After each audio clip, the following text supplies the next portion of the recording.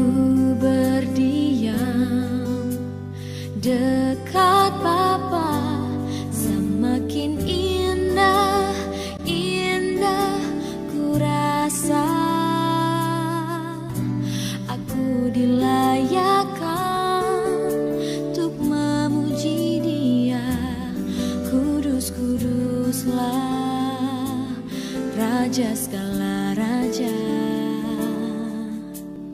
Ku bernyanyi bagi Dia, korban terindah akan ku sembahkan. Pujianku naikkan, jiwaku bersorak, aku diangkat semakin dekat dengan Bapa. Dalam hadiratnya ku rasa bahagia. Dalam hadiratnya ada damai dan sejahtera. Dalam hadiratnya ku temukan iman kekuatan. Dalam hadiratnya ku temukan kasih-Nya.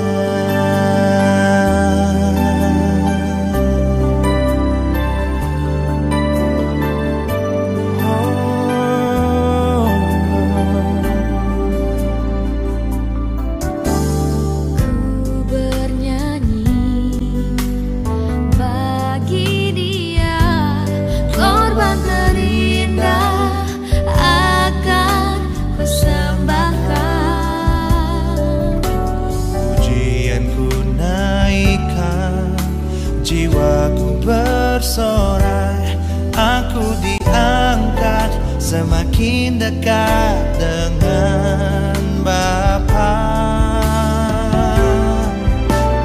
Oh, dalam hadiratnya ku rasa bahagia. Dalam hadiratnya ada damai dan sejahtera. Dalam hadiratnya ku temukan iman kekuatan. Dalam hadiratnya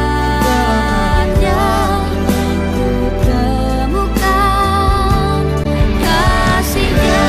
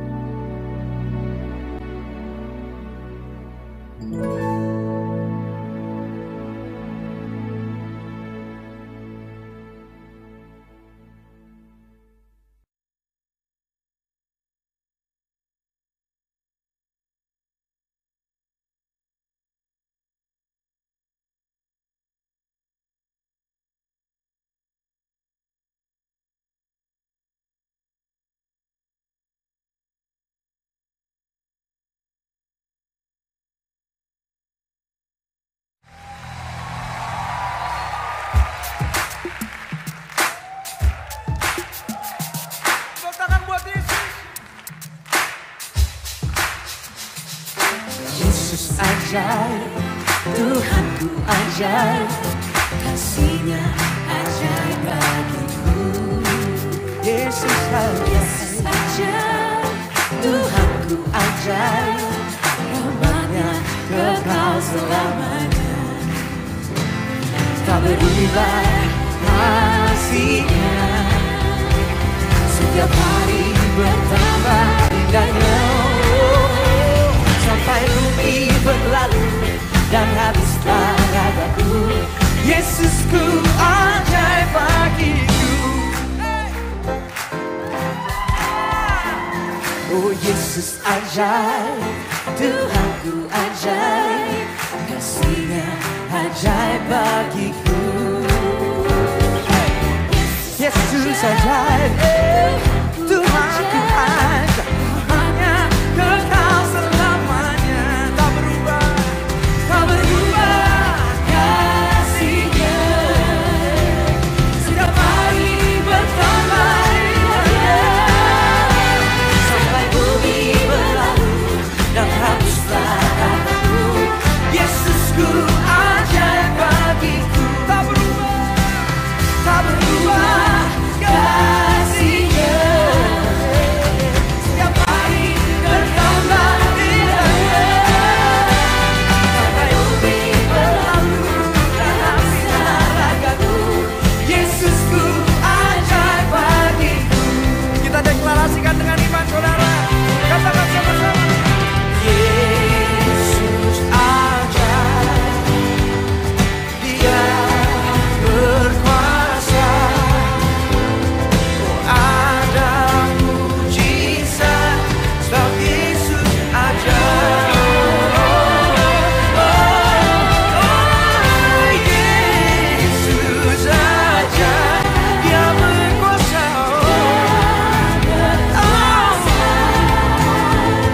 Oh, ada mujizat sebab Yesus ajaib. Let the music praise the Lord.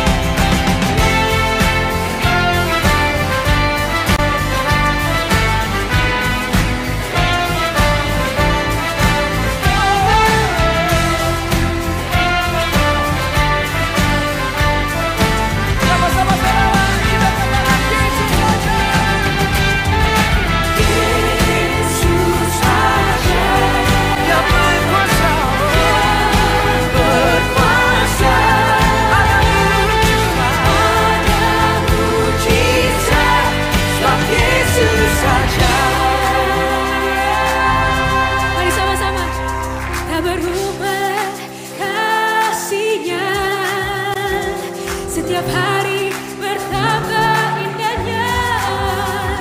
Sampai bumi berlalu dan habislah ragaku, Yesusku ajaib bagiku. Tak berubah kasih-Nya, setiap hari bertambah indahnya. Sampai bumi berlalu dan habislah ragaku, Yesusku ajaib bagiku. Sampai bumi berlalu, sampai bumi berlalu dan habislah ragaku, Yesusku ajaib bagiku. Yesus, Yesus ajaib, Dia berkuasa, berkuasa. Ada mujizat, oh ada mujizat. Ada mujizat sebab Yesus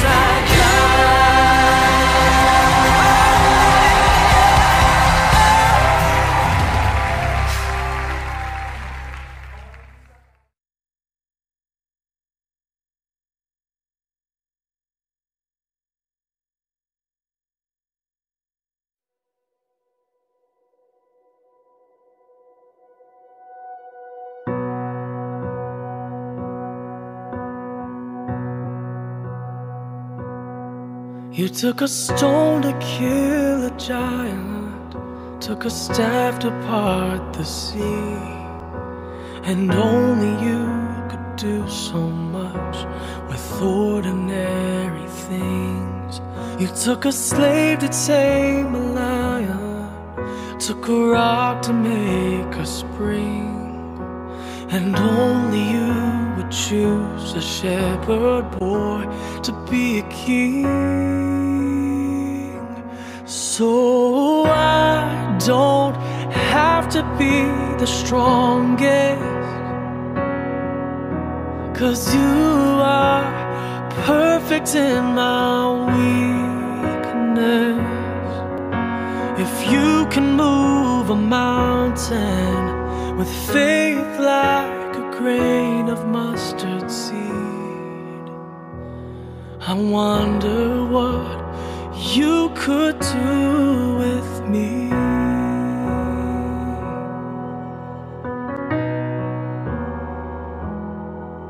You're the God of all creation, you're the King above all kings, but only you would choose a rugged cross to rescue me.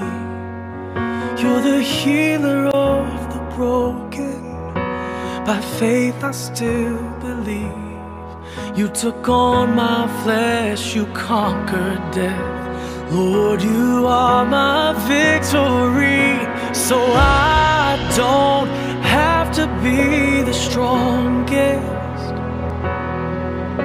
'cause you are perfect in my weakness. If you can move a mountain with faith like a grain of mustard seed, I wonder what you could do with me. Open my eyes, show me who I could be. Lord, help me see that I don't have to be the strongest, 'cause you are perfect in my weakness. Lord, if you can move a mountain with faith like a grain of mustard seed, I wonder what you could do with me.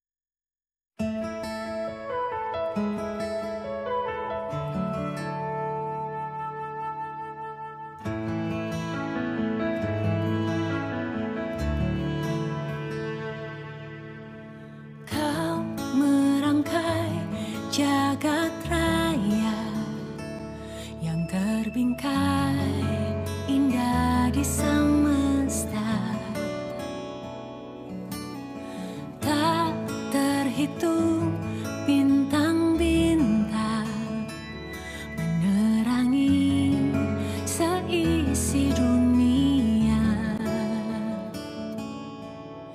Karyamu mengagumkan, sungguh ku jatuh cinta. Simfoni yang indah, hati yang rindu menyembah, ceritakan karya kasih-Mu sepanjang hidupku.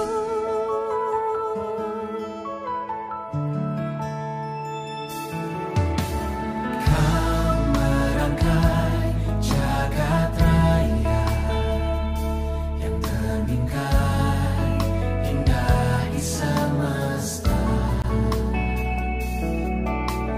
Tak terhitung bintang-bintang menerangi seisi dunia. Karyamu mengagumkan, sungguh ku jatuh cinta. Simfoni yang indah, hati yang rindu menyembah, ceritakan karya kasih-Mu sepanjang hidupku.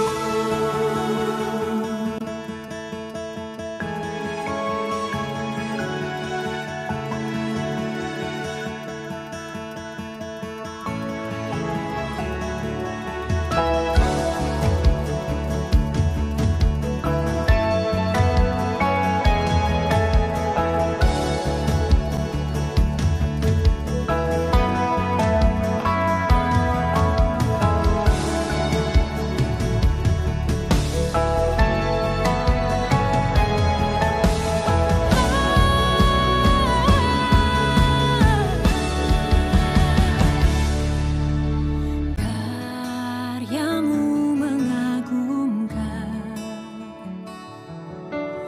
sungguh ku jatuh cinta.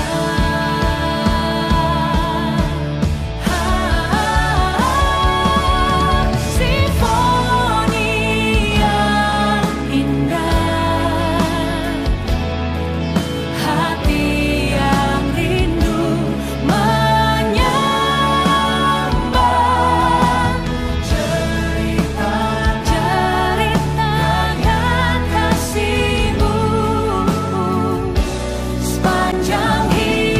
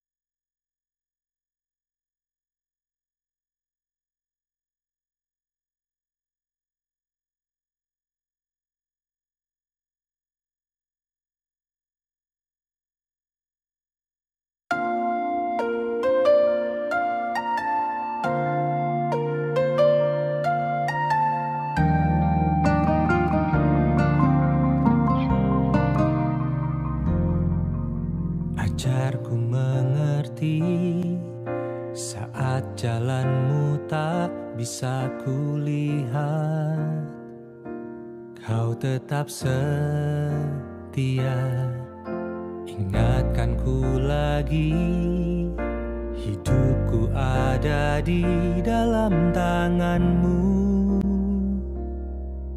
rancanganmu Tuhan, indah dan mulia. Tuhan tak pernah gagal, sanggup buktikan janji setiamu untuk selamanya. Imanku berkata, Tuhan tak pernah gagal.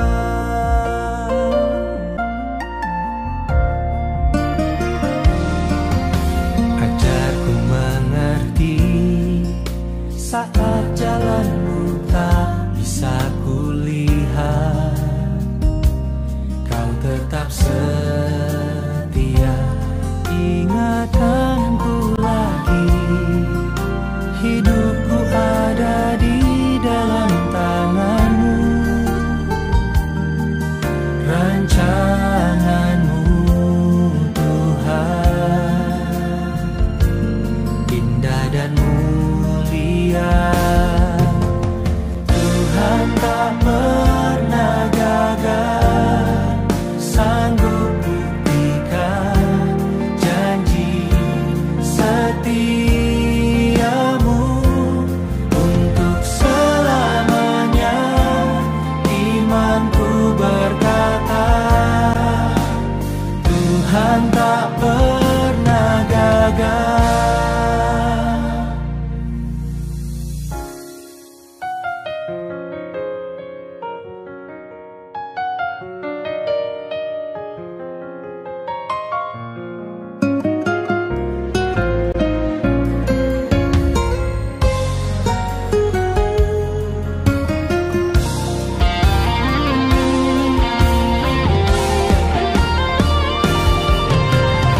Tuhan tak pernah gagal, sanggup buktikan janji setiamu untuk selamanya. Imanku berkata, Tuhan tak pernah gagal, sanggup buktikan janji setiamu untuk selamanya. Imanku berkata, Tuhan tak pernah gagal, untuk selamanya. Imanku berkata, Tuhan tak pernah gagal.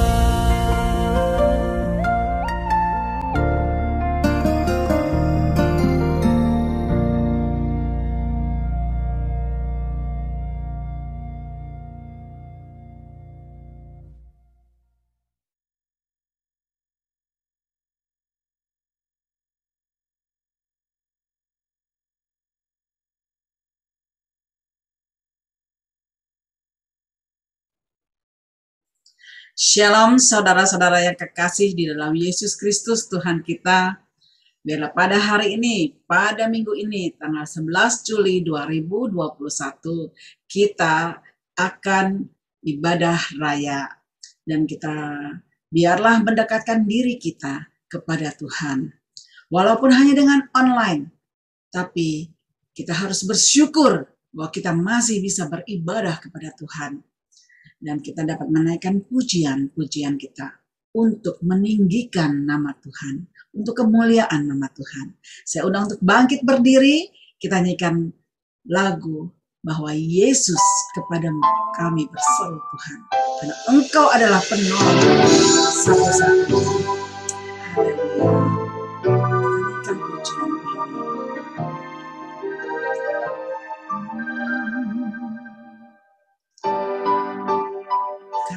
Engkau Tuhan adalah penolongku yang setia di dalam hidupku.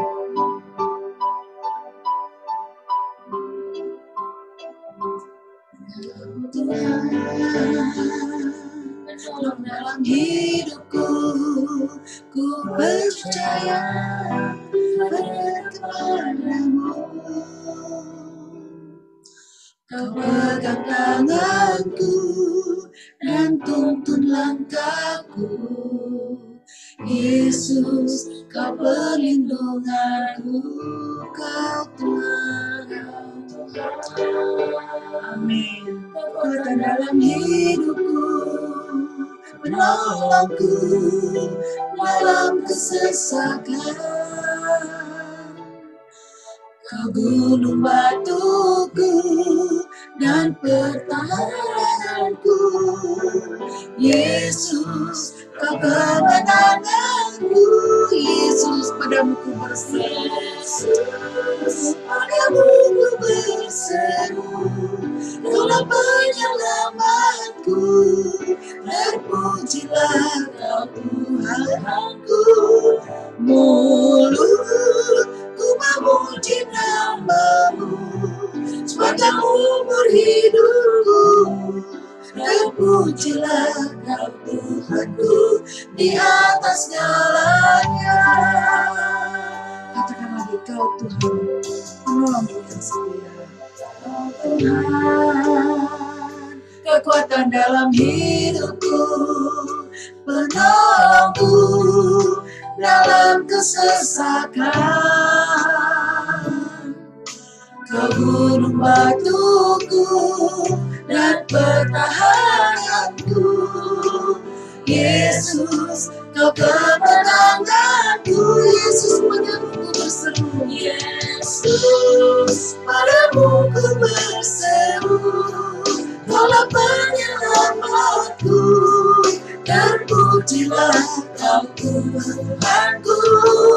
Mulutku memuji namamu sepanjang umur hidupku.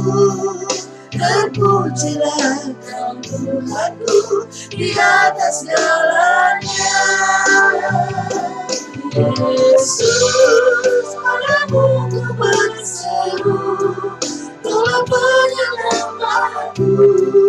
Terpujilah kau Tuhanku. Mulutku memuji namamu sepanjang umur hidupku. Terpujilah kau Tuhanku di atas segalanya. Kaulah sumberku, kaulah kehidupanku. Kaulah kehidupanku, kaulah pertahananku, Yesus. Kaulah pertahananku, ku percaya padamu. Ku percaya padamu. Yesus, padamu ku berseru. Yesus, padamu ku berseru. Kaulah penyelamatku. Terpujilah kau Tuhanku. Mulutku memuji namamu sepanjang umur hidupku. Terpujilah kau Tuhanku di atas segalanya. Mulutku memuji namamu sepanjang umur hidupku. Terpujilah kau Tuhanku di atas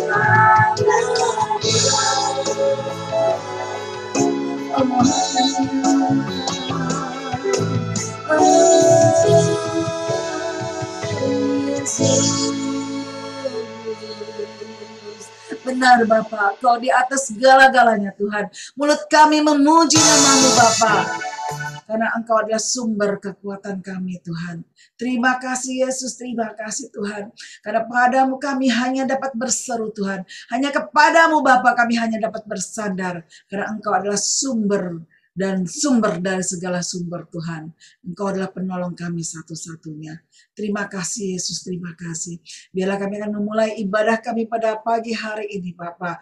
Engkau pimpin ibadah kami ini dari awal, pertengahan hingga akhirnya ke dalam tangan-Mu Bapa.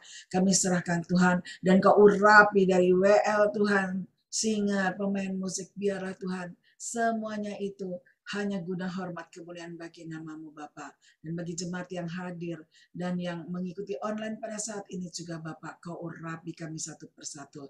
Agar kami Bapa, Engkau berkati dengan berkat jasmani dan rohani Tuhan. Dan kami pun menjadi berkat bagi banyak orang. Terima kasih Yesus. Dalam nama Yesus kami berdoa dan mengucap syukur. Sama-sama kita katakan amin. Kita datang ke tempat ini karena kita tahu bahwa Yesus kita adalah Yesus yang ajaib. Karena hanya Dia Allah yang layak kita sembah. Kita bukan Yesus ajaib, Tuhanku ajaib. Haleluya. Yesus ajaib, Tuhanku ajaib. Pastinya ajaib bagiku. Yesus ajaib, Tuhanku ajaib, rahmat-Nya kekal selamanya, tak berubah kasih-Nya, tak berubah kasih-Nya. Setiap hari bertambah indahnya, sudah mungkin berlalu dan habislah ragaku, Yesusku ajaib bagiku.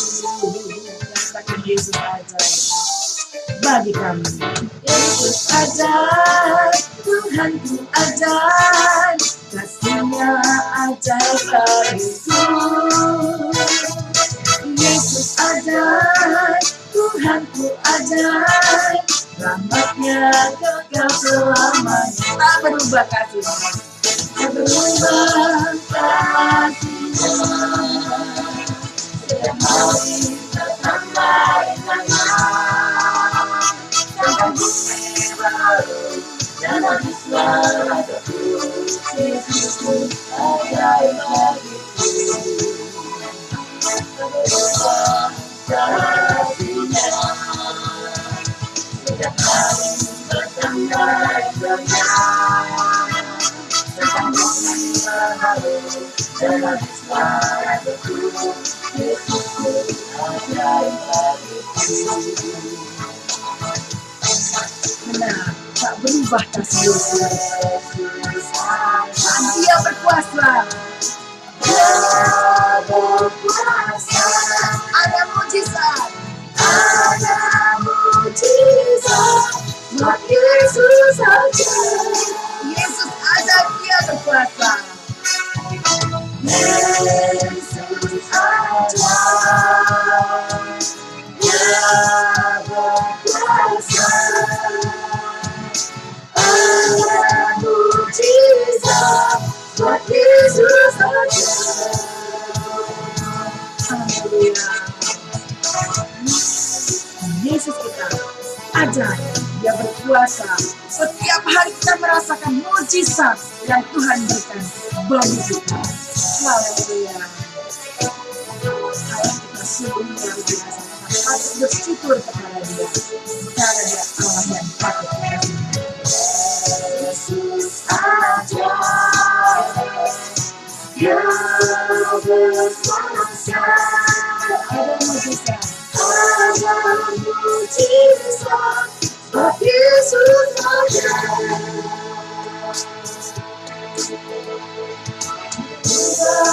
Kasih-Nya setiap hari bertambah indahnya, sampai bumi berlalu dan habislah ragaku, Yesusku ajaib bagiku.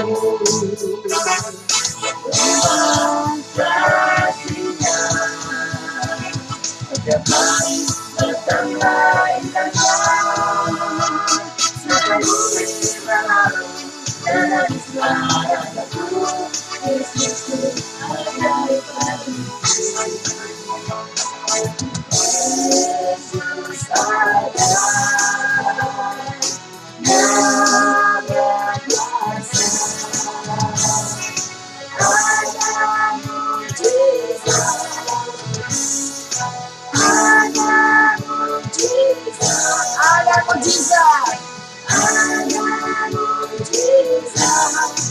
Yesus saja.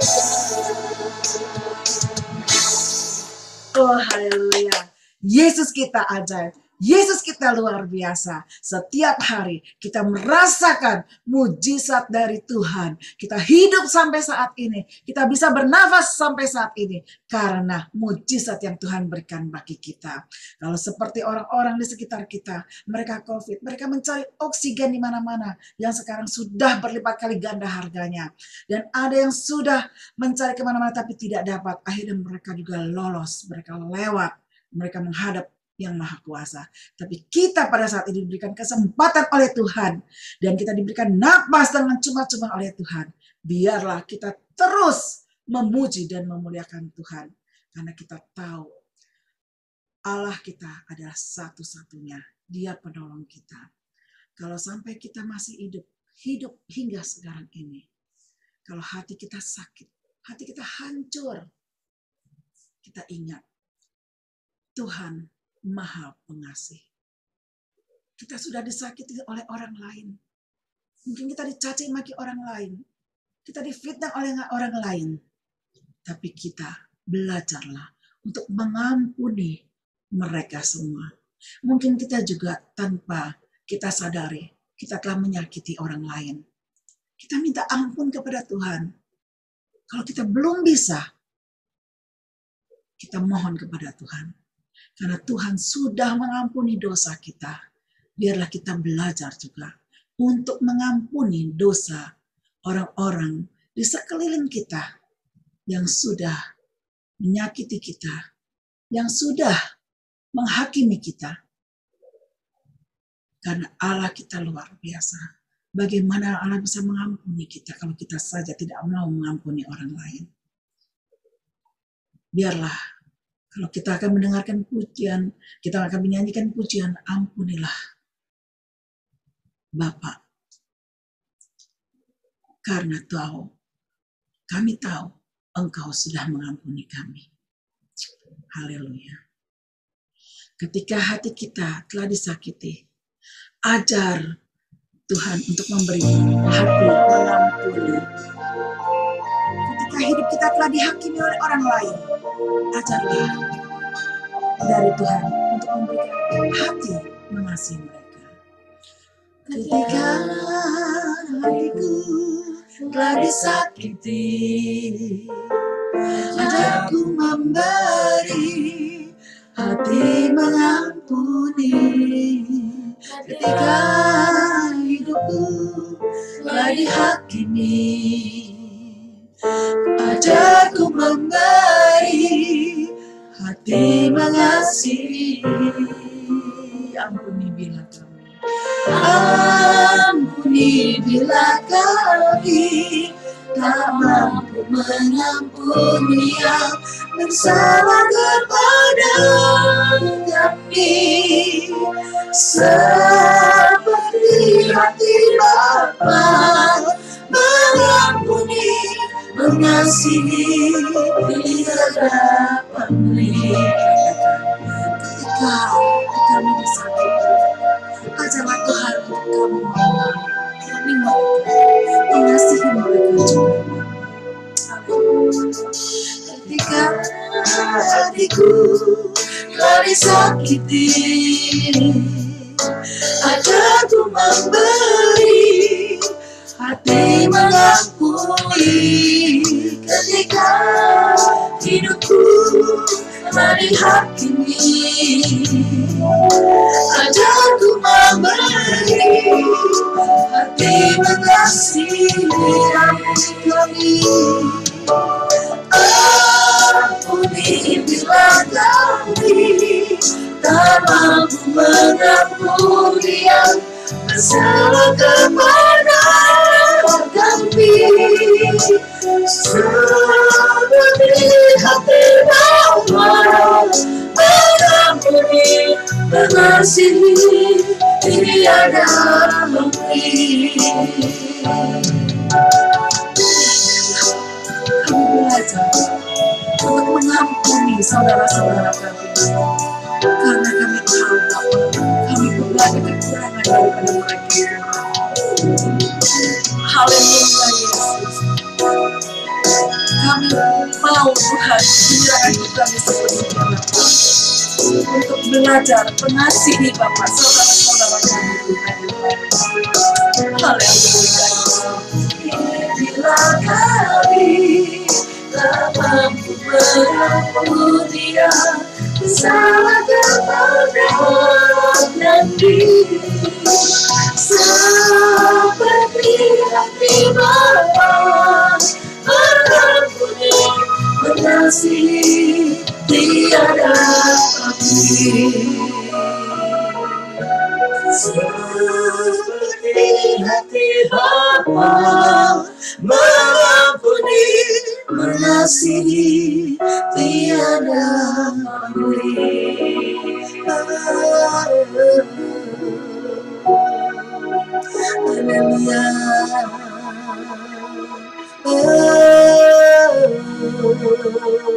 Terima kasih Tuhan. Ajarlah kami Bapa untuk mengampuni Bapa sesama kami Tuhan. Untuk mengasihi mereka juga Bapa. Karena Engkau telah mengasihi kami Yesus. Engkau tidak pernah memperhitungkan dosa dan kesalahan kami Tuhan. Yang telah kami perbuat Bapa selama hidup kami Tuhan. Ajarlah kami Bapa. Berikanlah kami Tuhan kemampuan, kekuatan Bapa untuk mengasihi, untuk mengampuni orang-orang Tuhan yang telah menyakiti kami, yang telah Tuhan membenci kami Tuhan. Biarlah kami juga memohon kepadamu Bapa, agar kami pun Engkau ampuni Bapa. Engkau Tuhan terus mengasihi kami Bapa. Biarlah kasih-Mu terus mengalir kepada kami Tuhan. Terima kasih Yesus, terima kasih Tuhan. Terima kasih Yesus karena kebaikan yang telah Kau berikan bagi kami Tuhan. Bila pada saat ini kami akan mendengarkan sebagian firman-Mu Bapa. Engkau berbicara Tuhan melalui hamba-Mu Bapa, yaitu Pendeta Samuel Lukas Tuhan. Kau rapi dia Tuhan, agar dia dapat Tuhan berkata-kata melalui bibirnya apa yang Kau kehendaki kami sebagai jemaat-Mu Bapa akan melakukannya dalam kehidupan kami hari lepas hari. Bukan hanya kami menjadi pendengar yang baik Tuhan, tapi kami menjadi pelaku-pelaku firman dimanapun kami berada. Terima kasih Yesus, terima kasih. Hanya kepadamu kami serahkan Tuhan doa dan ucapan syukur kami.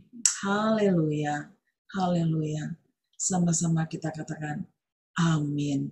Dan saya undang untuk Bapak Pendeta Samuel Lukas untuk maju ke muka untuk membawakan firman Tuhan. Shalom Bapak Ibu dan saudara-saudara. Kita bertemu lagi di minggu kedua pada bulan Juli ini untuk kembali merenungkan sebagian dari firman Tuhan. Kiranya berkat dari Allah Bapa, kasih dari Tuhan Yesus Kristus dan Tuhan Roh Kudus menyertai kita sekalian. Pada minggu kedua ini kita akan mempelajari seluruh kitab Hakim-Hakim. Dan kitab Hakim-Hakim ini menceritakan bagaimana Allah menolong bangsa Israel sedemikian rupa sehingga bangsa Israel diberikan kemenangan-kemenangan oleh Allah kita. Sebagaimana tema bulan kita, tema gereja kita pada bulan Juli ini, sebenarnya sama dengan tema pada bulan Juni kemarin, yaitu tentang Alkitab adalah firman Allah. Kita sudah mempelajari tentang atribut Allah di minggu pertama bulan Juni. Kemudian kita sudah mempelajari apa itu Alkitab. Itu adalah suatu firman Allah yang begitu agung dan mulia. Dan Alkitab adalah buku yang sangat luar biasa, yang sebaiknya kita harus mempelajari dengan baik-baik, karena itu adalah suatu firman Allah, buku yang sangat begitu mulia untuk kita abaikan. Kemudian itu juga mempelajari kitab Roma, yang merupakan intisari teologi Perjanjian Baru, dan kemudian kita sudah mempelajari kitab Pengkhotbah, dan mempelajari arti dari hidup itu. Dan minggu kemarin Pak Handoko bicara tentang kitab Efesus yang merupakan kekayaan dari orang-orang pilihan Allah, yaitu bahwa kita memiliki surga dan dalam jaminan Allah yang maha besar, karena kita adalah umat yang kudus, yang tak bercacat di hadapan Allah. Hari ini kita akan mempelajari kitab Hakim-Hakim yang merupakan bagaimana perjalanan umat Tuhan ketika dia masuk di dalam kerajaan Allah. Saudara-saudara, ayat kunci dari kitab Hakim-Hakim diambil dari Hakim-Hakim 21 ayat 25. Pada waktu itu belum ada raja di Israel, sehingga setiap orang melakukan yang benar sesuai dengan pandangannya sendiri. Nah, untuk memahami penjabaran kitab Hakim-Hakim, kita akan mulai dengan doa. Mari kita berdoa. Bapa yang di surga, kemurahan dan kasih setiamu-lah yang senantiasa menyertai kami. Dan kalau pada siang ini kami akan merenungkan sebagian dari firman-Mu, Bapa, bukakan hati dan pikiran kami, sehingga kami tidak hanya bisa memahami firman-Mu dan kami bisa simpan di dalam hati kami. Terlebih lagi Bapa, kami bisa melakukannya untuk menjadi berkat bagi banyak orang, dan melaluinya terus kami, umat-Mu, Engkau bentuk, boleh menjadi serupa dengan gambar Kristus. Berkati setiap kami Bapa, baik pembicara maupun pendengar, sehingga kesemuanya bisa kami pakai untuk menjadi kemuliaan bagi nama. Kami siap Bapa, berkata-katalah di dalam nama Yesus Tuhan yang ucap syukur dan berdoa. Amin. Bapak Ibu yang dikasih Tuhan, kitab Hakim-Hakim sebagaimana yang tadi saya ungkapkan di depan adalah kitab yang menggambarkan perjalanan bangsa Yahudi ketika dia mulai memasuki tanah perjanjian, yaitu tanah Kanaan. Saudaraku yang dikasih Tuhan, ini menggambarkan kehidupan kita ketika kita menjadi umat Allah yang sudah Allah selamatkan untuk menjadi bangsa yang kudus, imamat yang rajani, umat kepilihan Allah, umat yang tanpa cacat di hadapan Allah. Itu tidaklah semudah kita berbalik tangan. Itu melalui satu proses dan proses dan proses, sehingga Allah membentuk kita dalam kehidupan kita di dunia ini untuk menjadi serupa dengan gambar Dia. Dan bagaimana perjalanan itu dituliskan di dalam kitab Hakim-Hakim sebagai gambaran bagi kita, sehingga kita boleh melihat keteladanan bangsa Israel di dalam kesalahan-kesalahan mereka, sehingga kita tidak melakukan hal yang sama di dalam kehidupan kita mengiringi Yesus Tuhan.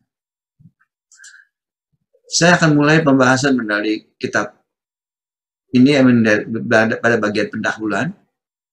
Tadi saya sudah ungkapkan, kitab ini menceritakan kehidupan bangsa Israel di tanah perjanjian setelah Yosua meninggal, sampai dengan bangsa Israel dipimpin oleh raja-raja. Jadi ini sebenarnya adalah momen di mana bangsa Israel memasuki Kanaan yang dipimpin oleh Yosua.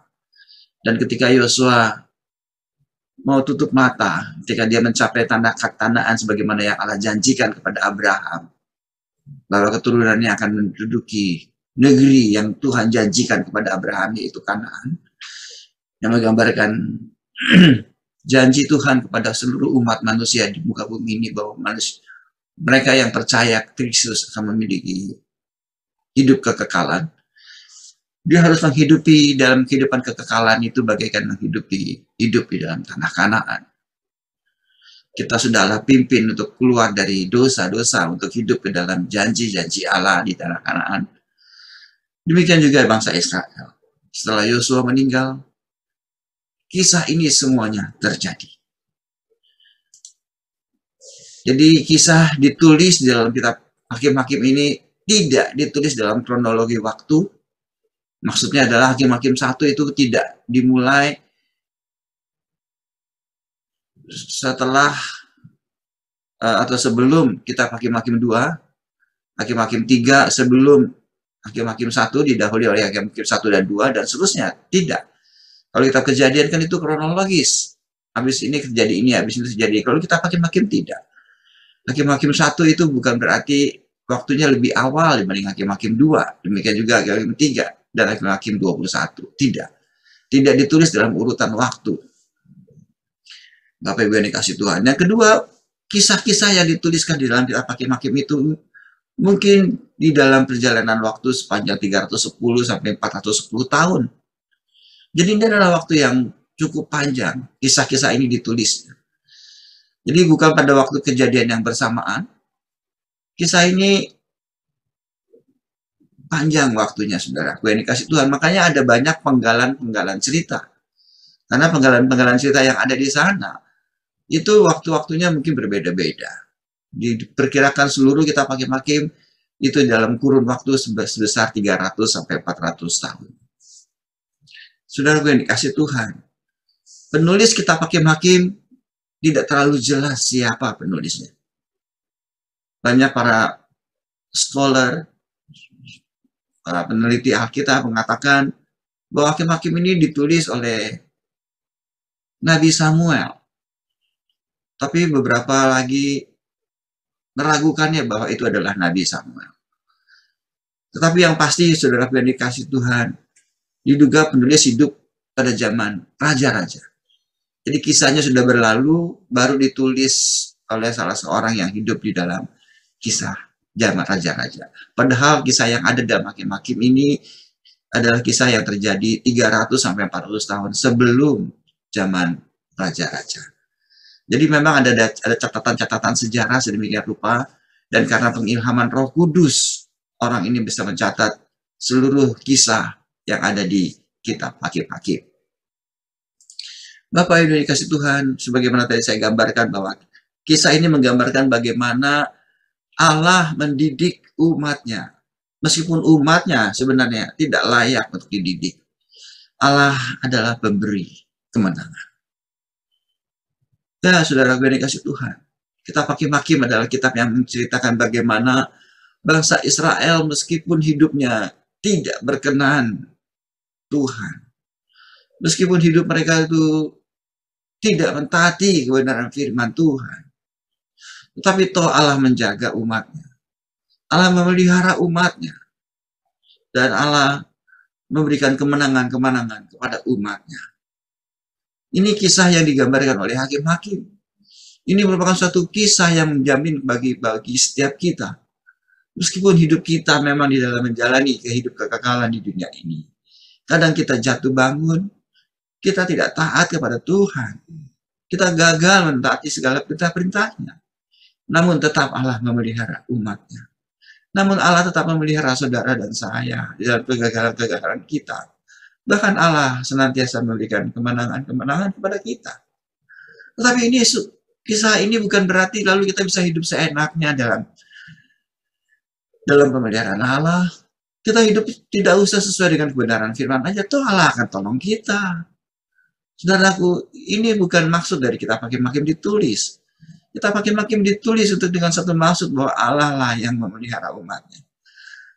Tidak penting saudara melakukan firman Tuhan atau tidak, Allah akan tetap memelihara. Ini menandakan Allah kita Allah yang setia.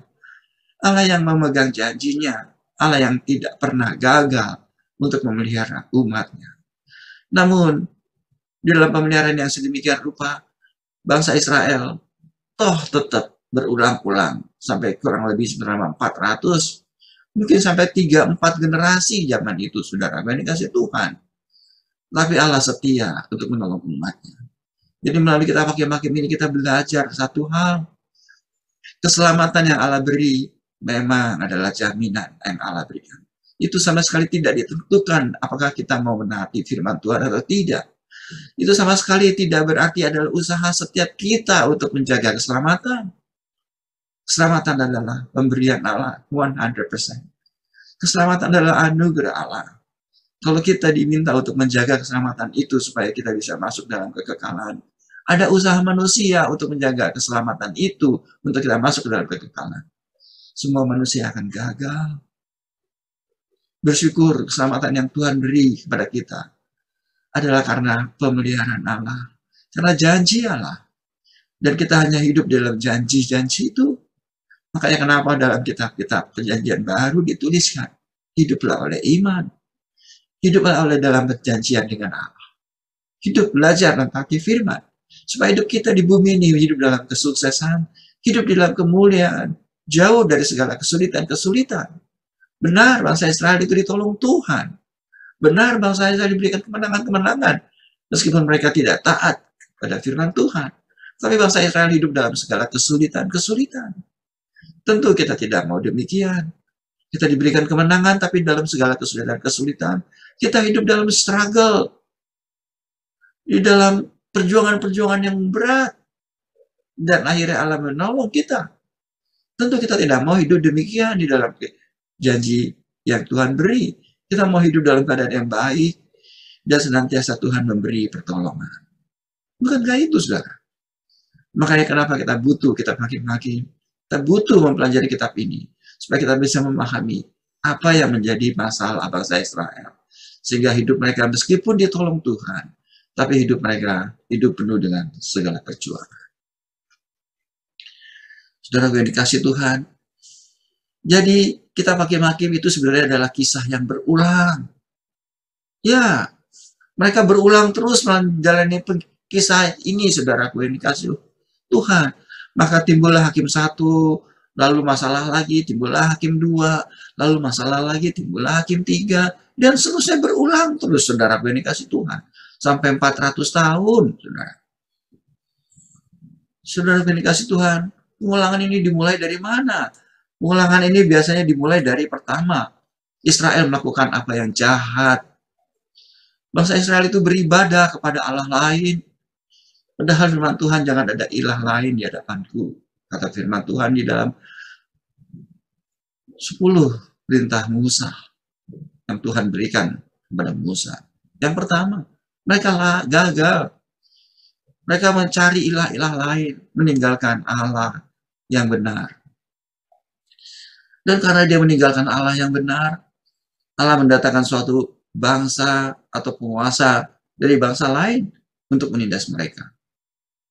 Allah membiarkan kesulitan terjadi dalam hidup mereka. Ini yang kedua. Yang ketiga, dalam penindasan yang begitu berat, akhirnya mereka berseru, Allah, Allah, tolong saya. Dalam keberseruan mereka, Allah membangkitkan seorang tokoh pembebas, yaitu dikenal sebagai Hakim-Hakim. Dan di dalam pemerintahan Hakim-Hakim itu, bangsa Israel itu dalam pertolongan-pertolongan Tuhan. Sehingga bangsa penindas dikalahkan dengan kuasa Tuhan. Bukan gagahnya bangsa Israel. Tuhan yang memberikan mereka kemenangan. Lalu amanlah bangsa Israel dalam pemeliharaan Tuhan. Selama Hakim-Hakim itu hidup. Ketika Hakim-Hakim itu mati, ya berulang lagi. Allah Israel, bangsa Israel jahat lagi, menyembah lagi Allah lain. Lalu terjadi lagi masalah. Allah biarkan bangsa-bangsa yang ada di sana untuk menindas bangsa Israel. Lalu bangsa Israel minta tolong lagi sama Tuhan. Lalu Allah bangkitkan lagi seorang hakim lain. Dan di dalam hakim itu Allah memberikan kemenangan bagi bangsa Israel. Bangsa Israel itu aman lagi. Setelah hakim itu mati, ngulang lagi. Terus kisahnya begini terus, saudara. Kalau saudara baca kitab Hakim-Hakim itu, kisahnya terus perulangan-perulangan dan perulangan-perulangan. Kembali sekitar 310 sampai 410 tahun. Diulang terus, diulang. Ini yang tadi saya katakan, bangsa Israel itu tidak layak sebenarnya. Bangsa yang beban. Tentu kita tidak mau demikian, bukan Bapak Ibu yang dikasih Tuhan. Benar Allah memelihara kita. Benar Allah menolong kita. Dan benar Allah memberikan kemenangan-kemenangan bagi kita. Meskipun kita gagal mengikuti perintah Dia. Tetapi kita mengalami banyak-banyak kesulitan, banyak penindasan, banyak penganiayaan, dan banyak masalah. Apa saudara mau hidup demikian? Tentu tidak. Benar Allah memelihara saudara. Kalau saudara adalah umat Allah, benar. Ketika saudara berteriak minta tolong, Allah akan menolong. Tapi apa ketika pengen hidup demikian? Tentu tidak. Saudara yang dikasih Tuhan, kalau saudara mempelajari kitab Hakim-Hakim, kisah ini yang terus terjadi dan terjadi. Sebenarnya apa sih masalahnya, saudara? Kenapa hal ini terus terjadi? Kenapa bangsa Israel terus melakukan hal ini, saudara? Saudara yang dikasih Tuhan, saya mencatat ada 2 akar masalahnya. Yang pertama, salah mengenal Allah yang benar. Mereka salah mengenal siapa itu Allah. Mereka tidak paham Allah yang dia sembah itu siapa. Dan atribut Allah yang dia sembah itu kayak apa.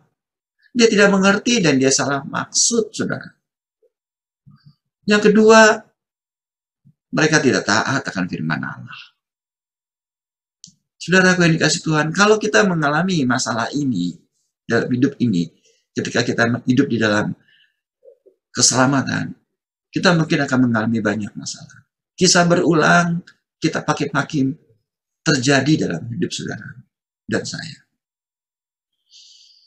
Bagaimana bisa, saudara? Ya, bangsa Israel salah mengenal Allah yang mereka sembah. Dia salah mengenal Allah Abraham, Ishak, dan Yakub. Dia menganggap Allah Abraham, Ishak, dan Yakub, Allah yang membebaskan dia dari Mesir, itu adalah Allah perang. Dia menganggap itu adalah Allah perang. Allah yang menolong mereka di dalam segala peperangan. Ya, mereka butuh Allah itu ketika mereka berada di dalam tanah gurun pasir, ketika keluar dari Mesir selama 40 tahun. Dia butuh Allah itu. Maka dia taat. Karena dia butuh kemenangan-kemenangan. Dan dia senantiasa hidup dalam peperangan. Tetapi di Kanaan mereka menjadi orang yang kuat. Dia menaklukkan bangsa-bangsa di Kanaan. Dan bangsa Kanaan berbangsa tanah yang subur. Tanah yang hidup sejahtera. Jadi dia tidak perlu perang lagi. Dia tidak perlu Allah perang. Dia perlu Allah lain. Allah yang memberikan kesejahteraan. Allah yang memberikan keberkatan. Allah yang memelihara mereka di dalam pertanian, di dalam usaha, dan sebagainya. Allah pemberi berkat. Makanya dia menyembah Baal. Dia menyembah Dewi Asyir. Dan banyak dewa-dewa Moloch. Dewa-dewa di Mesir. Yang zaman itu. Dewa-dewa di Kanaan yang saat itu. Yang merupakan dewa-dewa yang dewa pertanian, dewa hujan, dewa api, dewa apa. Yang menolong mereka supaya mereka hidup dalam sejahtera. Pertanian mereka berhasil, usaha mereka berhasil. Dia tidak butuh Allah Yahweh. Allah yang membebaskan mereka dari Mesir. Dia salah mengenal Allah. Padahal Allah kita itu bukan saja Allah kemenangan. Bukan saja Allah perang. Allah kita itu Allah dari segala Allah. Tidak ada Allah yang lebih hebat daripada Allah yang mereka sembah saat itu. Tapi mereka salah memaknai. Di samping mereka juga tidak taat akan firman Tuhan. Ayat emas kita tadi mereka katakan, di sana tidak ada raja-raja, tidak ada leader yang bisa memimpin mereka dengan baik, sehingga mereka hidup mengikuti apa yang benar menurut pandangan mereka sendiri. Bukankah dalam zaman ini kita juga demikian? Kita senantiasa berpikir yang penting kan ini benar. Benar menurut siapa, saudara? Benar menurut saudara berbeda dengan benar menurut saya. Benar di dalam zaman ini adalah benar yang relatif. Kalau kita beranggapan benar menurut kita, hanya ada satu kebenaran yang mutlak, yaitu kebenaran menurut firman Allah. Kebenaran lain adalah kebenaran yang relatif. Kebenaran yang tidak bisa dipegang adalah benar. Kebenaran yang sejati hanya ada dalam mengikuti firman Allah. Tidak ada kebenaran lain. Nah, mereka melakukan apa yang benar menurut mereka. Sehingga yang terjadi adalah masalah dan masalah. Hidup kita jangan seperti bangsa Israel yang senantiasa berulang dalam kisah Hakim-Hakim. Kenalilah Allah Tuhanmu dengan benar. Kita sudah mengenal Allah kita, Allah yang benar, yaitu melalui Yesus Kristus Tuhan. Tapi kalau kita mengenalnya dengan cara yang salah, kita akan terjerumus ke dalam hal yang salah. Mari saudaraku yang dikasih Tuhan, melalui belajar kita pakai makin kita mulai belajar bagaimana mengenali Allah yang benar itu dengan benar. Sehingga hidup kita terbebas dari perulangan-perulangan sebagaimana yang terjadi dalam kitab Hakim-Hakim. Dan tentu kita belajar mulai mentaati kebenaran firman. Oke, kita masuk ke hal yang kedua. Bagaimanakah kitab pengkhotbah itu ditulis? Kalau kita mempelajari kitab pengkhotbah, pada dasarnya dibagi atas 3 bagian, Bapak Ibu yang dikasih Tuhan. Bagian pendahuluan, pasal 1 sampai pasal 3. Kemudian kisah-kisah yang terjadi, kisah-kisah pengulangan yang terjadi. Dari Hakim-Hakim pasal 3 sampai pasal 16. Dan terakhir adalah penutup, pasal 17 sampai pasal 21. Pada bagian pendahuluan ini, saudaraku yang dikasih Tuhan, pada dasarnya dibagi ada 4 bagian. Yaitu setiap suku Israel itu menduduki tanah Kanaan, namun tidak menumpas suku-suku Kanaan. Itu yang pertama. Di bagian pendahuluan dikisahkan bagaimana bangsa Israel ketika memasuki Kanaan. Di dalam pimpinan Yosua dan Kaleb, mereka berhasil menaklukkan seluruh suku-suku di sana. Sehingga setiap suku bangsa Israel pada zaman itu bisa menduduki daerah-daerah sebagaimana yang dijanjikan Tuhan. Pada bagian pendahuluan juga ada suatu kisah di mana malaikat Tuhan memberikan peringatan kepada bangsa Israel. Peringatan bahwa kalau mereka tidak menuruti firman Tuhan, tidak menuruti perintah Tuhan, mereka hidup di luar pemeliharaan Allah. Dan itu yang terjadi, makanya mereka terjadi penindasan-penindasan. Bukan penindasan itu Allah berikan, bukan, saudara.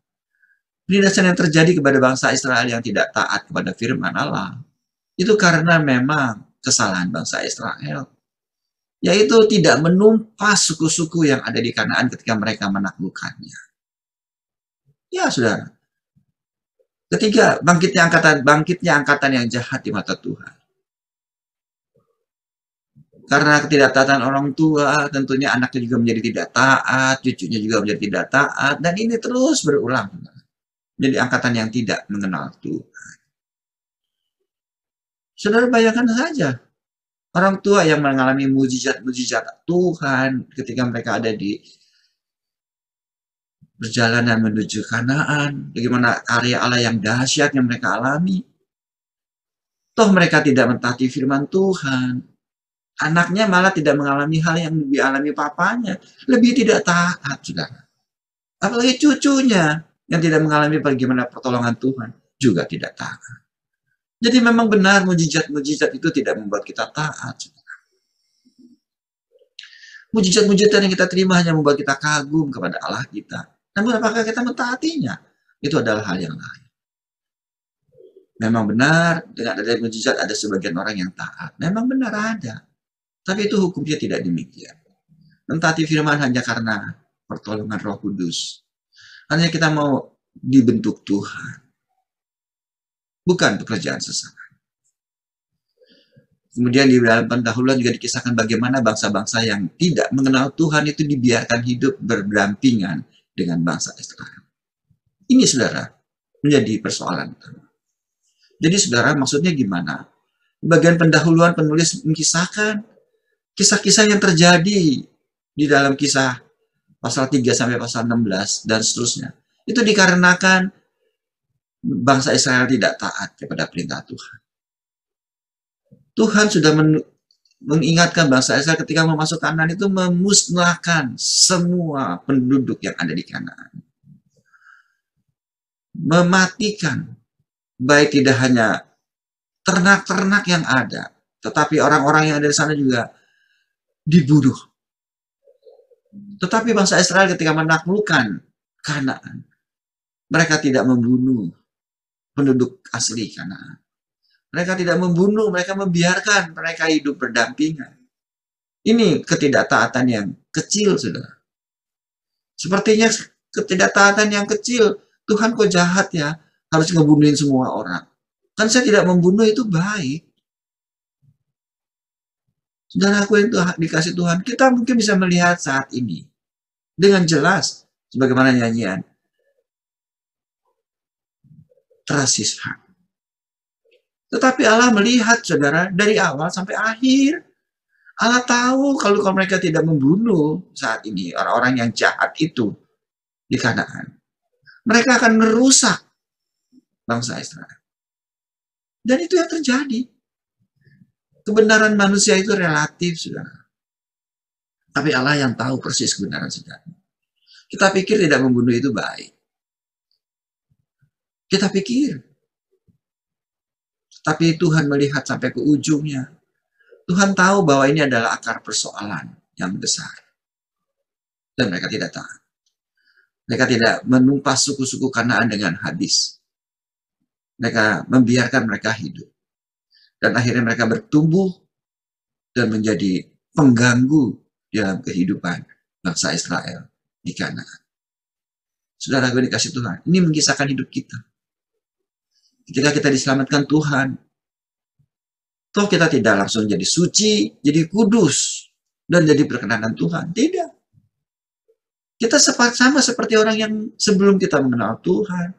Kalau saya sebagai penjudi, ketika saya kenal Tuhan, saya percaya Tuhan Yesus, saya memiliki keselamatan, saya tetap sebagai penjudi. Seharusnya kan kita mematikan keinginan daging kita. Itu merusak. Keinginan-keinginan kita atau budaya-budaya yang kita yang lama, yang jelek, harus dimatikan. Tidak boleh dipelihara. Tidak boleh dibiarkan hidup. Kalau itu kita biarkan kebiasaan-kebiasaan buruk kita, kebiasaan-kebiasaan kita tidak matikan, saudara yang dikasih Tuhan. Itu akan mengganggu dalam kehidupan kita. Kalau kita menjadi orang yang malas sebelum kita mengenal Yesus Tuhan, dan ketika kita mengenal Yesus Tuhan, kita masih tetap malas, ini akan mengganggu, saudara. Harus dimatikan. Ini adalah metaforanya kita, hakim-hakim. Kita memasuki tanah Kanaan, memasuki kehidupan kerohanian. Kita harus sepenuhnya hidup di dalam bimbingan Tuhan. Bukan aku yang makin kuat, tapi Dia yang makin kuat. Sebaliknya aku harusnya semakin tunduk. Bagaimana kita tahu itu adalah benarnya firman Tuhan atau bukan? Saudara, hanya satu kata kunci. Minta pertolongan Roh Kudus. Minta pertolongan Roh Kudus. Bukankah paham 2 minggu lalu mengatakan, hiduplah dipimpin Roh. Hiduplah dikuasai Roh. Dan hiduplah di dalam firman. 2 kata kunci itu yang sangat indah, saudara. Sebagai pendukung pembahasan kitab hakim-hakim ini. Saudara, gue dikasih Tuhan. Jangan kita hidup berdampingan dengan orang-orang yang tidak Allah berkenan. Allah berkata, tidak bisa hidup kudus itu bercampur dengan hidup yang tidak kudus. Tidak bisa dalam pasangan yang sepadan. Yang tidak sepadan kita hidup. Saudara, ayat itu bukan hanya untuk pernikahan suami istri. Ayat itu berguna juga dalam pergaulan kita. Kita tidak bisa bergaul dengan orang-orang yang tidak mengenal Tuhan. Mungkin berteman oke, tapi bersahabat dengan mereka, no. Berteman oke, apalagi berbisnis dengan mereka, dalam arti menjadi rekan sekerja dalam bisnis, berbahaya, saudara. Itu tidak sesuai firman Tuhan. Itu akan merusak. Bukankah Raja Sulaiman juga demikian yang kita pelajari di kitab Pengkhotbah? Sulaiman itu orang yang berhikmat. Dia punya 300 istri, 700 selir. Istri dan selir mereka adalah dari orang-orang Mesir. Dari orang-orang penduduk-penduduk di sekitar Israel. Yang takluk memberikan putri-putri mereka terbaik. Bukankah itu baik menjamin persahabatan dengan para musuh? Ya, memang itu baik. Berteman, that's okay. Tapi bersahabat. Membawa rekan sekerja dalam satu bisnis. Itu berbahaya. Salomo, orang yang paling berhikmat pun gagal. Ketika dia membiarkan istri-istrinya dia berpengaruh terhadap, mempengaruhi hidup dia. Saudara, dikasih Tuhan. Firman Tuhan, ya dan amin. Kita gagal menurutinya, kita akan mendapat segala persoalan. Meskipun benar, Allah pun menolong kita. Saudara yang dikasih Tuhan, kita masuk ke bagian kedua. Kita hakim-hakim, bagian kedua yaitu isi. Di sini ada beberapa hakim-hakim yang saya catat. Ada banyak hakim-hakim, saudara. Di sini saya hanya catat 6 yang cukup besar. Nah, itu Hakim Otniel, Hakim Ehud, Deborah, Gideon, Jefta, Simson. Semua hakim-hakim ini, saudara. Saudara kan lihat kan? Ketika kisah-kisah ini dikisahkan, Hakim Gideon misalnya yang saya sudah bawakan di dalam ibadah youth, Jefta, Simson, oleh teman-teman lain. Saudara lihat, bangsa Israel mengalami penindasan yang luar biasa hebat. Dan Tuhan membangkitkan seorang hakim-hakim bagi mereka untuk memberikan kemenangan. Saudara, sini kita lihat, Hakim Otniel mengalahkan bangsa Aram Mesopotamia. Dan bahkan menyembah Allah Baal mereka. Allah kesuburan. Allah kesejahteraan. Bukankah dalam hidup ini kita juga sekarang ingin mencari hidup yang sejahtera, hidup yang cepat kaya, hidup yang enak? Saudara, Allah kita Allah yang berproses. Kita hidup di dalam, maksudnya Allah kita menolong kita dalam satu proses, tidak instan. Karena dia adalah Allah. Dia tidak bisa diklaim bahkan oleh musuhnya ketika memberkati saudara. Dia sudah menyatakan, orang yang tidak bekerja tidak makan. Jadi kalau saudara tidak kerja, ya Allah tidak bisa beri makan. Allah hanya terikat dengan hukum-hukumnya dia. Dan hukum dia itu justru membebaskan kalau kita melakukannya. Bukankah perjanjian baru menulisnya? Karena siapa yang mengikuti perintah Tuhan, mereka akan bebas. Ya saudara, kisah berulang ini terus terjadi. Saudara, dikasih Tuhan ketika Allah membangkitkan seorang hakim, maka tidak ada yang gagal. Meskipun hakim itu sendiri mungkin gagal. Simson misalnya, saudara. Ketika Allah membangkitkan Simson gagal menjadi hakim yang baik. Tapi toh Allah berhasil membawa bangsa Israel keluar dari Filistin di zaman Simson. Bukankah di dalam kelemahannya Simson berhasil membunuh orang-orang Filistin lebih banyak jumlahnya ketika dia masih hidup. Padahal di dalam kebutaannya Allah tidak pernah gagal. Dan rencana Allah, ketetapan Allah tidak bisa gagal. Bahkan mau digagalkan sekalipun tidak akan pernah bisa. Karena dia adalah Allah. Saudara yang dikasih Tuhan, kisah hakim-hakim ini sungguh menjadi teladan bagi kita untuk kita hidup dalam kebenaran-kebenaran Tuhan. Dan ada dua kisah dalam kisah penutupan, yaitu kisah Bani Dan yang merebut patung Mika. Bani Dan adalah suku Dan, salah satu suku bangsa Israel di zaman ini. Ini ditulis di Hakim-Hakim 17. Dan di situ dikisahkan Bani Dan belum ada tempat, belum ada daerah yang dia kuasai. Jadi Hakim-Hakim 17 ini sebenarnya awal-awal kisah bangsa Israel di Kanaan. Karena setelah cukup lama bangsa Israel, semua suku itu menempati daerah-daerah tertentu di Kanaan. Dan dalam kisah Hakim 17 ini dikisahkan suku Dan itu belum mendapat daerah. Nah, jadi kembali Hakim 17 itu sebenarnya di bagian awal bangsa Israel masuk ke Kanaan. Makanya tadi saya katakan di depan, kisah yang ditulis di Hakim 17 ini, itu waktunya itu di depan sebenarnya, saudara. Sebelum kisah Simson terjadi, sebelum kisah Gideon terjadi, sebelum kisah Jefta terjadi. Makanya tidak berurutan waktu. Kitab Hakim-Hakim itu. Ya, kitab Hakim-Hakim ini mengambil patung yang dibuat oleh Mika. Kita tidak tahu siapa itu Mika. Mika cuma adanya di suku Efraim gitu. Orang yang tinggal di daerah Efraim. Mika membuat patung yang begitu mahal.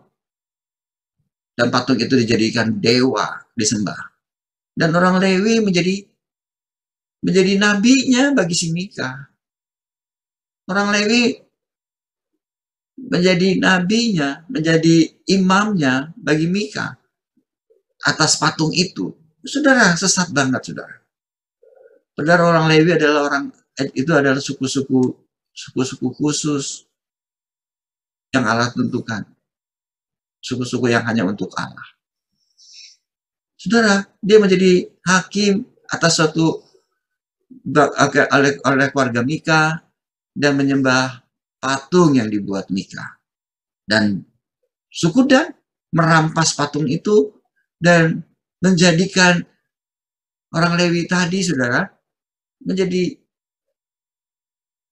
imamnya Bani Dan. Padahal orang Lewi itu orang yang salah. Orang yang tidak berkenan Tuhan. Ini menyatakan bahwa yang enak-enak menurut mereka baik aja yang mereka kerjakan. Itu kisah di Bani Dan. Lalu ada satu kisah lagi, suku Benyamin. Ini juga di bagian awal-awal, saudara. Hakim 19. Ini dikisahkan bagaimana bangsa suku Benyamin itu membunuh gundiknya seorang Lewi. Sini ditekankan suku Lewi, saudara. Umat pilihan Allah. Umat yang dikhususkan Allah. Jadi suku Lewi ini punya, salah satu orang Lewi punya gundik, saudara. Dan gundiknya diperkosa oleh orang Benyamin. Lalu si suku Lewi ini, sehingga gundiknya sampai mati. Lalu gundiknya ini dibawa pulang oleh si orang Lewi ini. Dimutilasi, saudara. Jadi peristiwa mutilasi sudah terjadi di zaman Hakim-Hakim. Dimutilasi oleh orang Lewi. Si gundiknya ini dimutilasi, lalu potongan-potongan tubuhnya itu dikirim ke semua suku bangsa Israel. Sehingga suku bangsa Israel itu marah kepada suku Benyamin. Dan suku Benyamin, mereka berperang. Jadi suku-suku Israel itu berperang melawan suku Benyamin. Suku Benyamin dikeroyok, saudara. Padahal itu saudaranya. Dan mereka menetapkan bangsa suku Benyamin harus dimusnahkan dari muka bumi. Saudara. Tetapi Allah tetap menolong. Suku Benyamin diselamatkan Tuhan. Dan akhirnya suku Benyamin itu diampuni oleh bangsa-bangsa, oleh suku-suku Israel lainnya. Sehingga suku Benyamin menjadi tidak dimusnahkan. Sehingga sampai sekarang suku Benyamin tetap ada di Israel. Saudara, ini perang saudara. Dikisahkan di dalam kitab Hakim-Hakim. Saudaraku yang dikasih Tuhan, seorang Lewi memutilasi istrinya, gundiknya. Dahsyat ya saudara. Dosa yang begitu dahsyat. Dosa yang hancur-hancuran. Kenapa? Karena salah mengenal Allah. Dan tidak taat akan kebenaran firman. Ini adalah pembabakan dari kisah Hakim-Hakim. Saudara kasih Tuhan, sekarang kita akan masuk pada aplikasi pembelajaran kita. Jemaat yang diberkati, mendengar dimanapun saudara berada. Ketika saya membaca kisah Hakim-Hakim ini dan merenungkannya untuk kita sharingkan pada pagi siang ini, saya bertanya di dalam hati, kenapa Allah membiarkan bangsa Israel, meskipun dalam hidup yang tidak berkenan itu, tetap Allah tolong. Tetap Allah berikan kemenangan, tetap Allah pelihara. Saya terus merenungkan kenapa. Memang Allah kita adalah yang baik dan sangat baik. Kita adalah orang-orang yang sebenarnya tidak pantas untuk dikasihi itu. Karena kita senantiasa melawan, menentang segala ketetapan Dia. Tidak mau mentaati kebenaran firman Dia. Saudaraku yang dikasih Tuhan, kenapa Allah terus memberikan pertolongan kepada kita? Ya, ada banyak alasan karena Allah setia. Tapi kita tidak bisa kita tidak bisa menjalani kesetiaan Allah. Allah begitu sangat baik. Toh kita juga tidak bisa menjadi sebaik Allah. Kasih yang kita beri itu selalu ada udang di balik batu. Kadang-kala bukan kasih yang agape. Allah menolong saudara dan saya. Allah memberkati kita. Apakah ada untungnya? Oh. Allah tanpa kita pun dia adalah Allah. Eksistensi dia itu tidak berubah.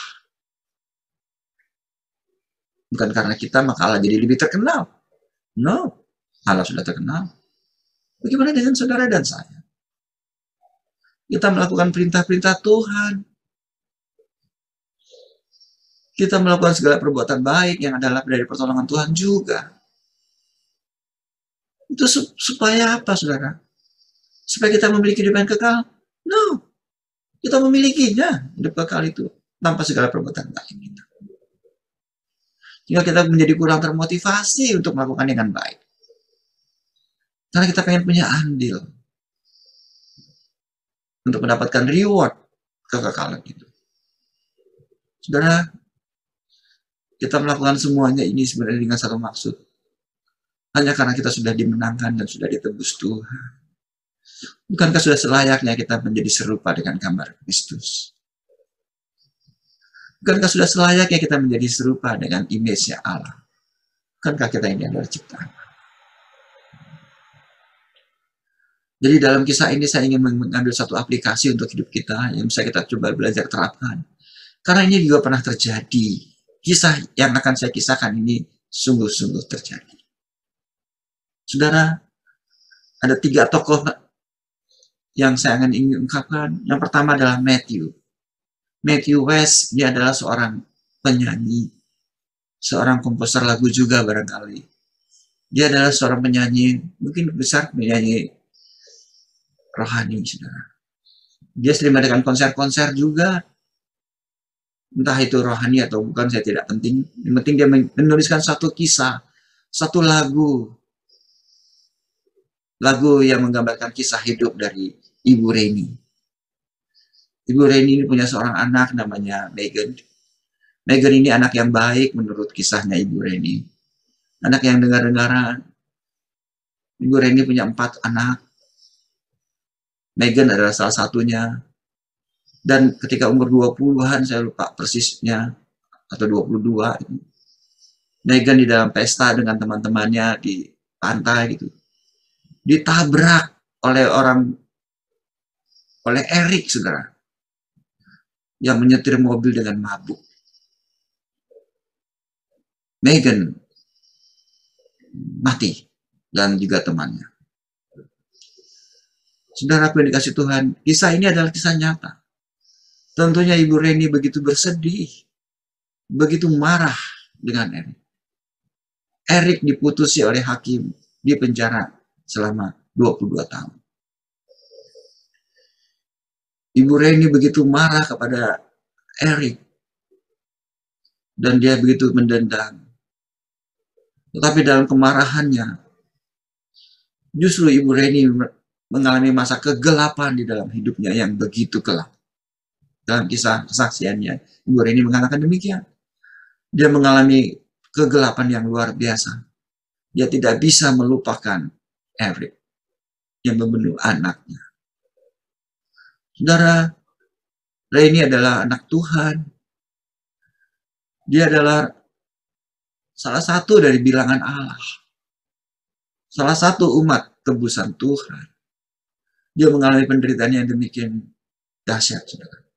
Kenapa? Karena anaknya dibunuh. Terbunuh lebih tepatnya. Dengan tidak sengaja oleh Eric yang mabuk.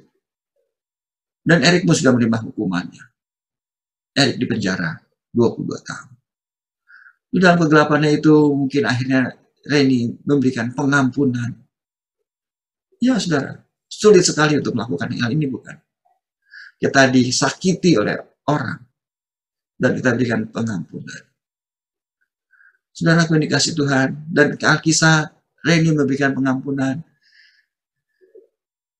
Dia memberikan pengampunan kepada Eric. Dan ketika Eric mendapat pengampunan dari Reni, oh, Eric begitu senang.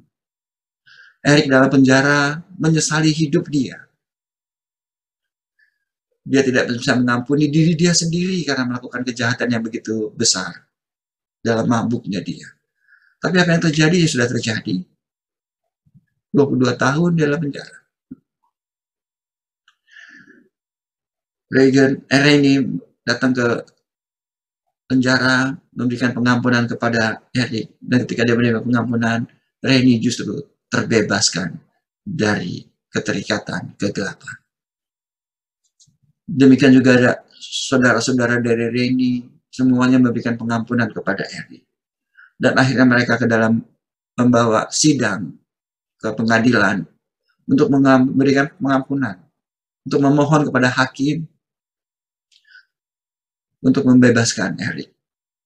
Karena mereka sudah berikan pengampunan. Tapi hakim tidak bisa membebaskannya. Namun karena kesaksian-kesaksian mereka, ibu-ibu, saudara-saudaranya, Reni juga memberikan kesaksian pengampunan. Akhirnya hakim memberikan keringanan hukuman kepada Erik. 11 tahun. Sehingga Erik dihukum 11 tahun. Dan Matthew menuliskan lagunya, saudara. Dari kisah Reni ini. Dan lagunya ini dibawa konser kemana-mana pun dia pergi. Dan Reni dan Erik menjadi saksi hidup. Di dalam penjara sekalipun, ketika dilakukan konser, Erik diberikan izin untuk keluar dari penjara, untuk memberikan kesaksian. Sehingga Erik pun akhirnya bertobat. Oh, kisah yang agung. Kisah pengampunan. Bukankah Allah kita Allah yang mengampuni saudara dan saya? Meskipun dosa memerah seperti permisi, dibuktikan salju, seperti salju, firman Tuhan. Berbaliklah kepada Dia. Allah memberikan pengampunan kepada saudara dan saya dengan dosa yang sebenarnya kita tidak pantas untuk diberikan ampun. Toh Allah memberikan. Dapatkah kita memberikan pengampunan kepada orang lain? Atau dapatkah kita minta ampun kepada Tuhan atas dosa-dosa saudara dan saya? Saudaraku dikasih Tuhan, saya akan tutup firman Tuhan dengan kita mendengarkan lagu dari Matthew West.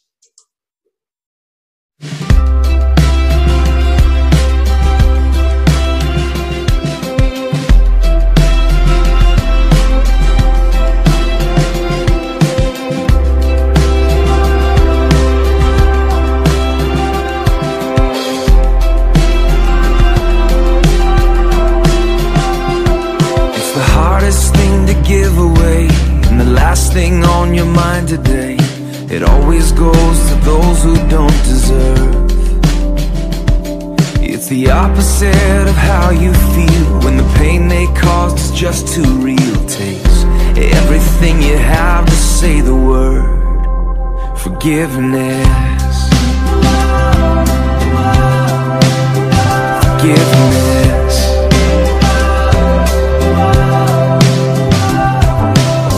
In the face of all your pride, it moves away the mad inside. It's always anger's own worst enemy. Even when the jury and the judge say you got a right to hold a grudge, it's the whisper in your ear saying set it free. Forgiveness.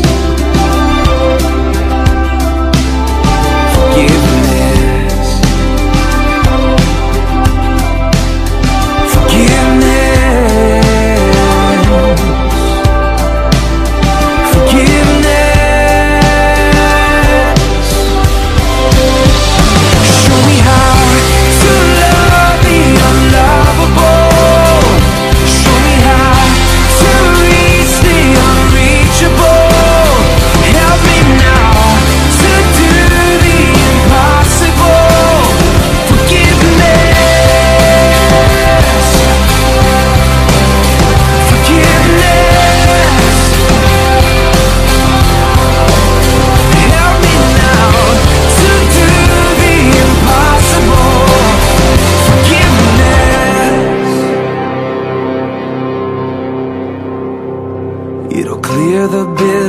Away, it can even set a prisoner free.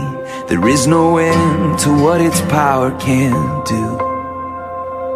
So let it go and be amazed by what you see through eyes of grace.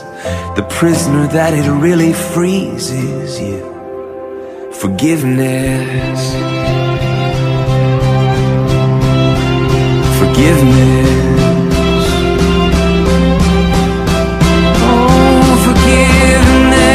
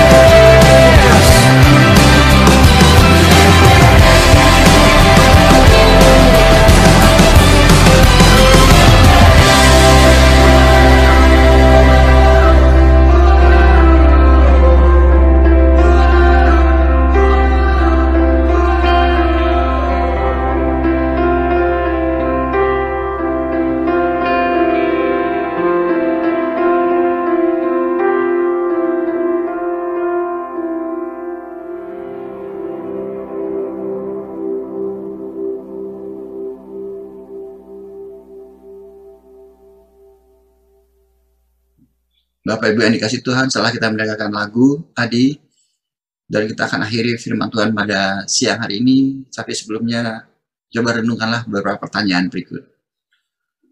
Adakah saya mengampuni diri saya sendiri atas apa yang sudah saya perbuat? Saudara yang dikasih Tuhan, adakah kita memberikan pengampunan kepada diri kita sendiri? Kemudian yang kedua, adakah orang yang harus saya datangi untuk bisa saya katakan, tolong ampuni saya atas segala perbuatan yang sudah saya kerjakan atas engkau? Adakah orang-orang yang kita bisa minta ampun, saudara, kalau kita melakukan satu kesalahan atas mereka? Yang ketiga, adakah orang yang harus saya datangi untuk bisa saya katakan, saya sudah mengampuni kamu? Mungkin ada orang-orang yang menyakiti saudara. Mungkin ada orang-orang yang membuat saudara begitu kesal dan begitu marah. Hampiri dia dan ucapkan pengampunan. Bukankah Kristus juga sudah memberikan pengampunan kepada kita, bahkan ketika kita masih melawan dia? Dan lebih lagi, Kristus mau menerima konsekuensi yang telah kita lakukan. Dosa, hukuman yang harusnya kita terima, diterima Kristus. Terimalah pengampunan dari Tuhan dan ucapkan syukur dan bertobatlah. Ketika saudara memberikan pengampunan, ketika saudara minta ampun sama orang lain juga, sesungguhnya saudara dilepaskan dari belenggu. Sesungguhnya saudaralah orang yang pertama yang memperoleh berkat dari pengampunan itu. Sebagaimana pujian tadi katakan, berkat dari pengampunan itu akan mampu melampaui segala apa yang saudara bayangkan.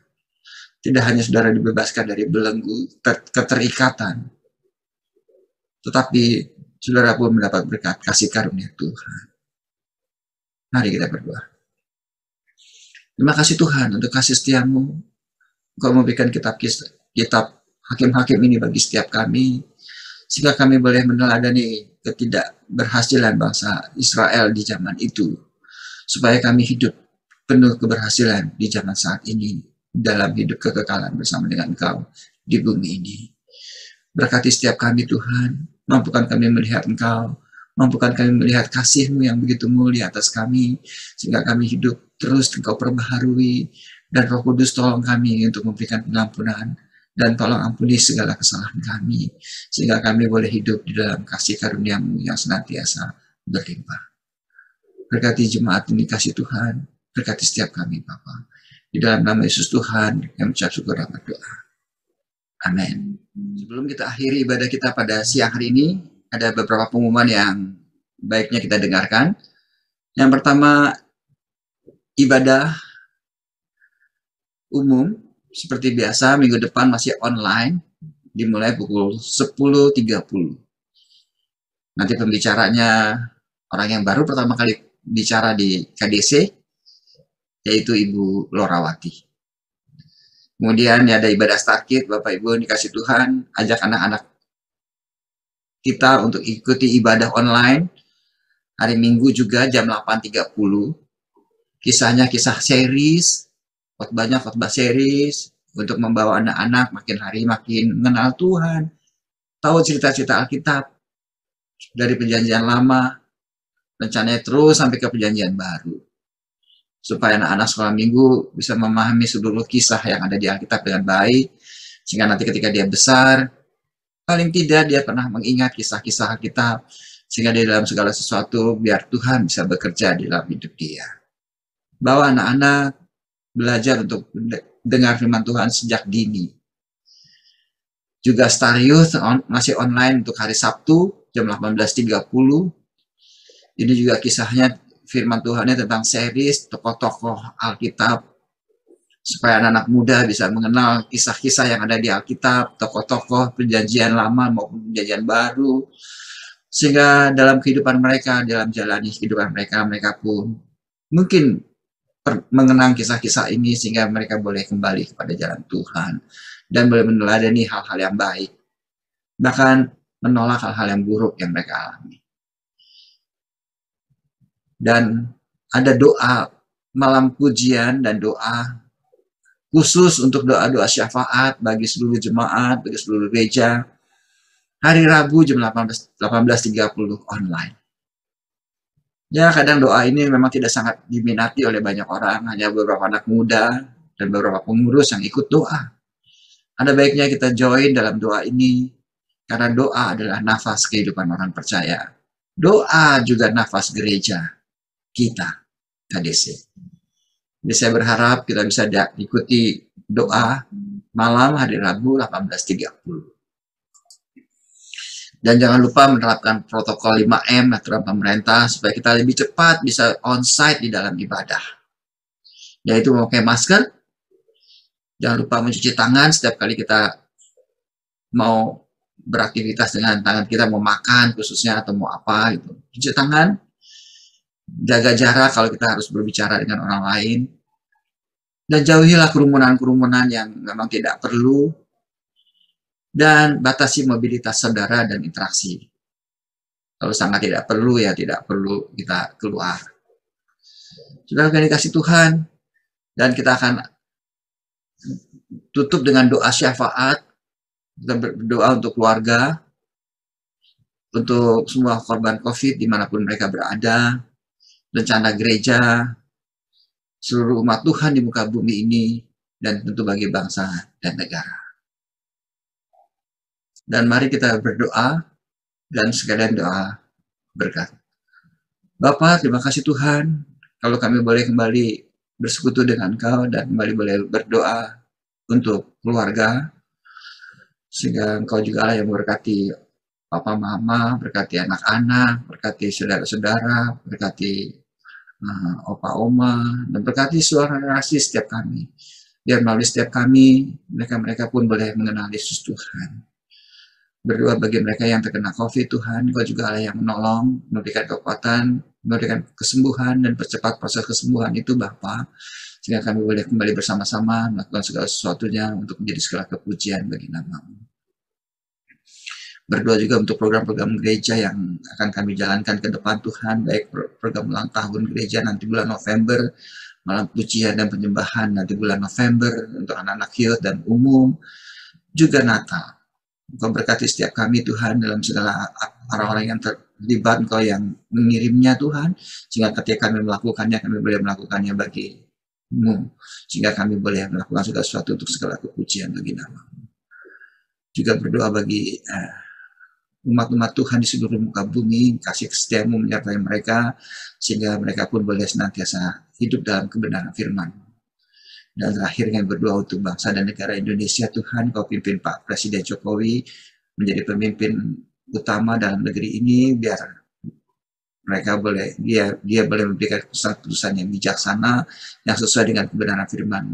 Berdoa khusus bagi anak-anak Tuhan yang ada dalam pemerintahan, dan ketika mereka pun boleh menjadi teladan, sehingga mereka boleh memperlihatkan Kristus yang memang hidup di dalam mereka, sehingga dalam segala aktivitas mereka Engkau juga Allah yang menolong, sehingga bahkan orang-orang yang di bawah mereka pun boleh melihat Kristus yang hidup dalam hidup anak-anak-Mu yang ada dalam pemerintahan.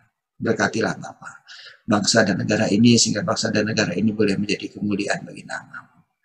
Dan terakhir Bapa, kami juga berdoa bagi jemaat KDC, khususnya bagi para pendengar yang saat ini masih mendengarkannya. Engkau berkati setiap kami Tuhan, sehingga hidup kami boleh senantiasa menjadi terang dan garam bagi dunia ini, dan kemuliaan-Mu boleh terus nyata bagi setiap kami. Dan kami akan menerima berkat-Mu. Saudaraku yang dikasih Tuhan, terimalah berkat dari Allah Bapa, kasih dari Tuhan Yesus Kristus, dan persekutuan Roh Kudus akan terus menyertai engkau kemanapun kau pergi. Dan Roh itu akan terus mendidik saudara dan saya, menyatakan kesalahan saudara dan saya, memperbaharui hidup saudara dan saya, dan mendidik saudara dan saya dengan segala sesuatu yang boleh jadi kemuliaan Tuhan, dan memperlengkapi saudara dan saya untuk melakukan segala perbuatan baik. Sehingga kemanapun kita pergi, kita dalam pertolongan Roh Kudus dan dalam kasih karunia-Nya, sehingga kita boleh menjadi berkat dimanapun kita berada. Kami menerima berkat-Mu Bapa di dalam nama Yesus Tuhan, dan akan kami lakukan menjadi berkat bagi orang lain. Dalam nama Yesus kami ucap syukur dan berdoa. Amin. Shalom, shalom, shalom.